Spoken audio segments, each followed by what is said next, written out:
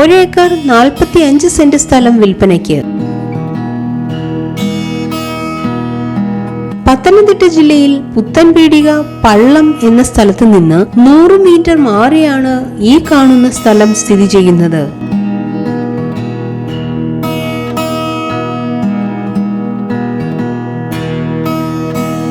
Concrete road സൗകര്യത്തോടു കൂടിയ ഈ സ്ഥലത്ത് വെട്ടിക്കൊണ്ടിരിക്കുന്ന 300 റബ്ബർ, 2 ആഞ്ഞിലി എന്നിവയും വളരുന്നുണ്ട്.